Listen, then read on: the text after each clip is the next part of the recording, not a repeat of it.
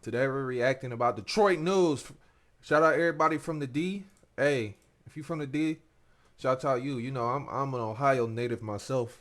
So you know, Detroit ain't that far away from me. But we're gonna be talking about You Are a Monster, Judge sends Zaniyah Harris case to trial. So yeah, let's get informed about this. It's not that long of a video, so just rock with me, and I'm gonna rock with y'all. Let's get into it. All right, let's get into it. Hold on, let me make sure I'm recording because I tell you not to do that. The case regarding a trial. Oh, the audio is low, so sorry about that. It's not me. It's them. She's actually very silent. The one thing I had highlighted in pink is the quote, "In this case, there was no physical evidence such as bloodstains or a weapon leaking defendant to Joyce's death. In this case, we don't have the same facts or circumstances. I do agree this is a circumstantial case, and circumstantial evidence is sufficient for a bind over and even conviction. Today is January 9th, 2025, exactly 1 year, from the day Naziyah Harris disappeared. Before I get into the charges, and the main charge of premeditated first-degree murder, I have to speak on Naziyah Harris and the community who failed her. And I am only presented with certain evidence. I don't know the whole story. The attorneys know more than me, the family knows more than me, but from what I have heard over the last 4 days and 5 days total, is that several people failed her. I don't know where her mother is. I don't know anything other than that she was forced to live in a home where she was not protected or given the adequate attention and love. I don't know where her father is. I don't have any mention of him in her life, no presence. Tangent. This is all tangent.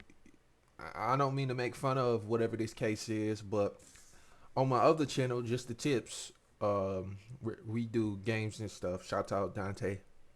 We talked about how integral it is for a father to be in a kid's life. And this is one of those situations where it's true. I mean, look, she said he was nowhere in her life and all this has happened. We need fathers to step up. We don't need fathers to leave, and we need women to not push out fathers and then try to be the mother and the father figure. Because where does that leave us? Broken homes and broken hearts. Let's get back into the video.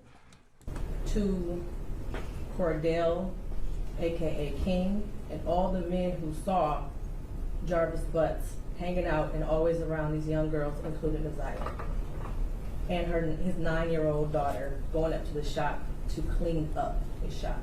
Crazy. The school counselor who never showed up, or the person who was supposed to show up if that counselor was absent, after Naziyah was on the floor on the day she went missing, saying that she needed to speak to someone and speak to a counselor. There's no mention of CPS, but I wonder what their involvement was over the years, because this was not just a 1-year thing. There are text messages at least from 2022. To her adoptive grandmother, Annette Harris, whose testimony, in my opinion, was very questionable. I understand why the people put her on the stand to establish Naziyah's residence and the houses on Bedford and the regular routine, to establish also that Naziyah was not a runaway child, that she was not a bad kid. I do believe she adopted Naziyah. I do believe that she had 6 kids in the house. I believe that Naziyah had on a dark hoodie the day she went missing, and that she had on red and black Nikes that day. What is hard to believe is that the defendant never came into the house as she testified.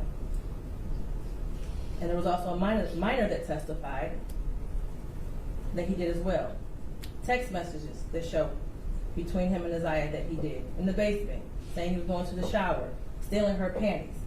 He was always lurking around that house and asking for Janiyah and Zaniyah, from what I know.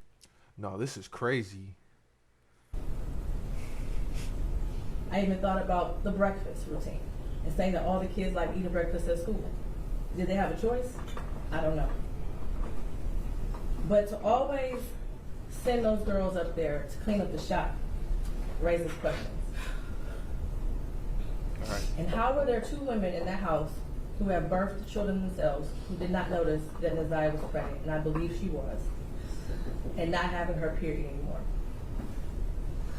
But then after hearing text messages today, begging Jarvis for pads as if she didn't have anyone else to give them for her.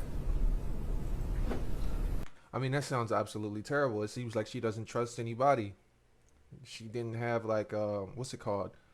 She was scared to tell anybody, and that tends to happen with single parent homes, especially when it comes to moms, because moms be so what's it called, aggressive and dominant, because they have to play both roles. So you feel like you don't have to tell them anything, or you don't want to tell them anything because they're going to get on your butt.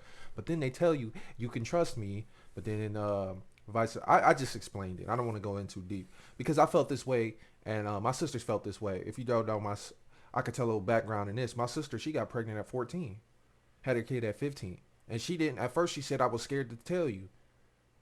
She said she was scared to tell my mom. So that was crazy. But let's get back into the video. And what stood out the most was when Annette Harris stood on the stand, and she learned around 6 p.m. that Naziyah did not come home from school, and said she looked around for her and decided to wait until the next morning to call the police. What? Without a She waited until the next morning? Oh my God. And come on, you as a parent, let me make sure I get that right before I get my takeout. Let me hear it again. that Naziyah did not come home from school, and she learned around 6 p.m. that Naziyah stood. And what stood out the most was when Annette Harris stood on the stand, and she learned around 6 p.m. that Naziyah did not come home from school, and said she looked around for her and decided to wait until the next morning to call. Now that's an absolutely terrible call as a parent, a guardian, or anything that you want to call.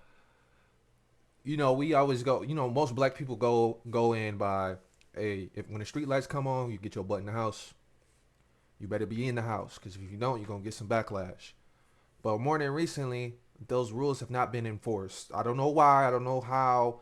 I can think of some stuff. Obviously, the father figure not being in and being the backbone, and stuff like that, not implementing the rules, passing them down and stuff like that. But that's a bad play. You as a parent, I think it was her grandmother. She definitely should have told her, "Hey, yo, when them lights come on, your butt better get in the house. And if your butt not in the house, you're not living in here. You're not living in this place, or you not leaving. You going straight. I'm driving you straight from school. You coming in with me, and we gonna be in lockdown. I'm driving you to and from school, and only place you going is with me to the house. We going to the house." But that's a bad play. That does stand out. Let me close the door. Call the police. Without a tear, without emotion, or any expression of being devastated. And to her Aunt Shannon, who also showed no emotion, expression of being devastated from Naziyah going missing. Now this is crazy. I'm sorry to pause so frequently, but what she's saying is true. How are you supposedly mourning for this kid, but you're on the trial and you're not showing no emotion? It seems like, number one, you either knew about it, you knew something was going on, and you were just like, I'm gonna just let it be, or you really don't care. And if you really don't care, why are you even on the trial at that point? That's messed up. She stated that she had friends help look for Naziyah, but was directed to just wait until the morning to call the police. Terrible play. A grown woman who likely suspected something strange going on didn't feel the need to call the police either. Right. They were both able to go to sleep at night without hearing from Naziyah or having any indication that she was coming home at night. Oh yeah, that's a good And one. of course, the defendant, who I will get to in a minute. I don't know who else failed Naziyah, but the community did. As far as the people establishing probable cause, I will focus on count 1, as it's been stated that there is no contention with counts 2 and 3. In count 3, I will amend based off of the motion and the testimony I heard that Naziyah was 12 and not 13 at the time that Jarvis Butts had sexual intercourse with her. Now, I don't follow this case, but what I really want to know is how old was Jarvis Butts? Obviously, I think he was older than 18, and I hope that they'll tell me because I'm new to this case, and I probably want to make it. I probably should see what's going on after this video, and we'll probably will do a video on it. But just going based off this, we know nothing. This case is I want to say I don't want to say a tragedy, but I kind of do. And let's be like let's be like really dramatic. This case is very terrible. It's terrible, man. This is a tragedy. She was 12 when she got raped or had sexual intercourse with I don't know. I don't know the guy. I don't know what age he is, but I'm assuming older because they said it was at the shop or something. This is crazy. The prosecution is correct. You do not have to have a body to establish first-degree premeditated murder. Oh. It would have been a much shorter exam had her body been found, but this is where we are. In the last 365 days, no text messages. We all heard today and yesterday that she was very active and frequently texted. Right. No social media for a year. We heard through testimony that she was also active on social media. No phone calls, which she was also able to do according to testimony. No physical sighting of her by anyone. She never came back to school. No one has seen her. Medical records dated from July 2014 to October 2023 indicated that she had no life-threatening medical issues that would lead to a natural cause of death. The black hoodie found in the area of 7 Muhlenberg with her DNA and blood on it. The holes in the hoodie consistent with some sort of struggle, violence, or weapon being used. And we know that there were no holes in that hoodie when she wore it to school. We saw a picture of her in a black hoodie on her last day that everyone saw her. I do believe her grandma testified truthfully about the sweatshirt that she had on and that was practically new. And the border agent who said that no evidence of animals would have destroyed the clothing or the shoes to possibly lead to animals tearing up that hoodie. The clear She keep glasses licking her lips. She keep licking her lips. She making me want to lick them. My lips, of course. found in the blue Nissan the day after she went missing. The behavior of the defendant when he snatched those glasses. They looked exactly like the glasses she had on in her last picture, according to the witness. The shoes that her brother described as the same shoes that were found also in the area of 7 Muhlenberg near the hoodie. While this is still probable cause, the evidence all points to Jarvis Butts. Right. His locations, him being seen with her last, the abortion searches, the abrupt silence between the two of them in text messages, and the constant lies he told throughout the entire investigation. And they were proven to be lies with text messages and other testimony.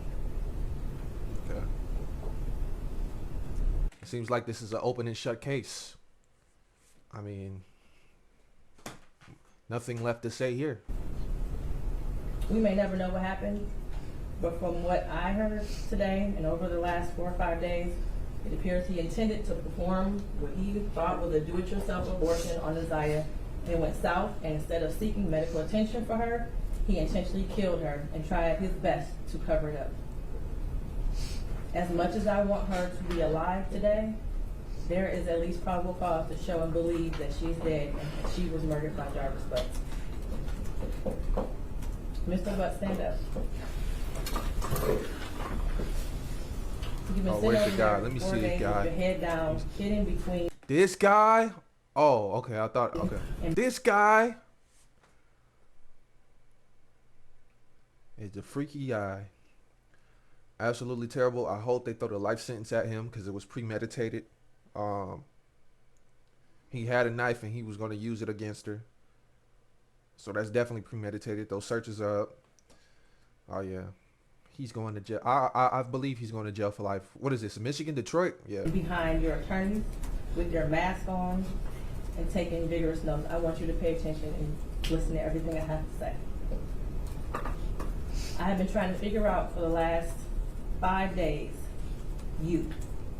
At one point, I thought you were cognitively impaired in the beginning of this exam. And then maybe you had the brain of a 10-year-old, and that's why you were doing such things. But as I heard more and more testimony, you're just a true definition of a pedophile. Watching you laugh and brag about all the women you have with different women and the children and the girlfriends, and making babies to groom them, and having them in your presence, cleaning up, quote, cleaning up your shop, and the little girls around you, has landed you here today. You groomed Naziyah. You played mind games with her. We all heard that. You controlled her emotionally. She was exposed to so much at such a young age. The text messages between you two were disgusting to hear. Now, before she continues, just one thing I want to say, and I want to get this across with everybody. Keep a collar on your kid. Keep a leash on your kids, not a collar. Obviously, when kids go to high school, you want to give them a little bit of freeway, but not too much to the point where they can get away with all this and you not know. Be an integral part of your life. Be an integral part of your kid's life, excuse me. Always be there. Always support them, but always protect them.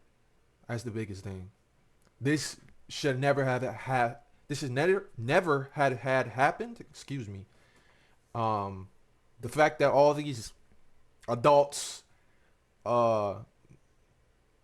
didn't raise alarm, nothing went off in their head, tells me that this may have happened.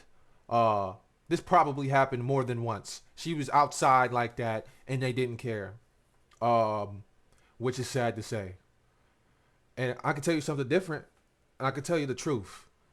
Here, where I'm at, and here what I've seen and what I've experienced with single mothers, it tends to happen a lot.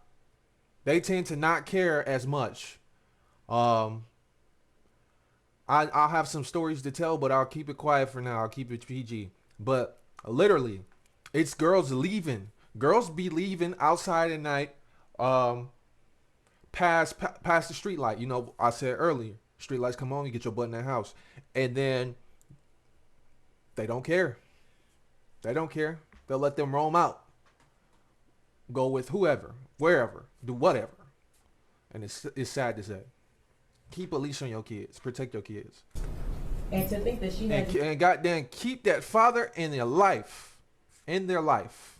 saved in her phone as Bae for Life. Naziyah deserves so much more. And while I mentioned other people that failed her, Jarvis Butts, you are the monster in this whole picture. She did deserve love from her parents and everyone who was in her life. She was ignored, she was neglected, and you took complete advantage of that. She wanted someone to love her, and she will never know what that feels like. Your children deserve more. All right. As much as defense counsel has raised issues on count one, all that has done is raise the question of fact for the trier of fact, which means that this will be for a jury or a judge to hear in Third Circuit. I pray for the healing of all the victims and the young girls and possibly boys who have come into contact with you. As a community, we should look at this case as a prime example of how much work we have to do when it comes to protecting our children and especially our Black girls. I pray for closure and healing for all those who have been traumatized by you. And for you, Jarvis Butts, I wish you a speedy trial and that justice be delivered. Your bind over date is January 16th at 9 o'clock a.m. All right, here's the entire case. Hold up. Closing statements. Again, I don't know too much about this story, and I kind of want to get into it because this sounds crazy. But from what the judge said, she seems pretty smart. She, obviously she's a judge, so she is smart. There's no seams. God dang it. Most of this wouldn't have happened if she wasn't neglected as a child and she had a good support system and a good family. Again, I'm going to preface this. This is the third time I said this. Keep a father in the child's life, no matter how you feel about the father. If they are a good father and they have good morals and values, and they can raise a child, keep them in their life, no matter what conflict you have with that father. Keep that father in that life. Number two, always know where your kid is. I mean, it seems rather simple, but a lot of people have been lacking that, especially when kids go to high school. They tend to not know where they are. And then number three, know who your kids are around, right? Know, hey, yo, are you around the teen? You around people your age, or are you around adults? And if you're around adults, I need to supervise who they are, why you're around, how long you're around. And I had a fourth one, but I forgot. But number four, I mean, I'm just this is the past. I'm gonna bring it to the present. When them lights come on at night, get your butt in that house. Don't hear nothing. Don't want to hear nothing. Unless you're out with me, get your butt in the house. If you was to keep those four parts in a person's life, I promise you this more than likely. No, I can't promise you anything. But more than likely, this wouldn't have happened. Uh, Thoughts and prayers go out to this family. Hopefully, that guy gets life, and he. I'm gonna be honest. I hope he dies. I'm gonna be honest. I hope he dies in jail. I hope they kill him. And I know you're wondering why. So why would you want that? Why would you want somebody to die? And it's hard because that's a mean thing to say. But you know what also is mean is taking somebody's life who barely had a life. They barely got anything. And if they give him life, he's just gonna think about it for the rest of his life. I want him to hurt as much as he hurt her. Now people may say, "Oh, it's gonna hurt for the rest of his life if he has to live through it." I promise you, I don't believe that. I don't believe that one bit. I want him to hurt the same way he hurt her. I want somebody in there to beat him up every day, throw poop and pee on him, do this, disrespect this man, and then I want somebody to stab him. I'm gonna be honest. But with that being said, that's the end of the video. Because I know if that was my kid, oh yeah, justice will be served by me, straight up, by me. But love y'all. Another video in the books. We out. Crazy.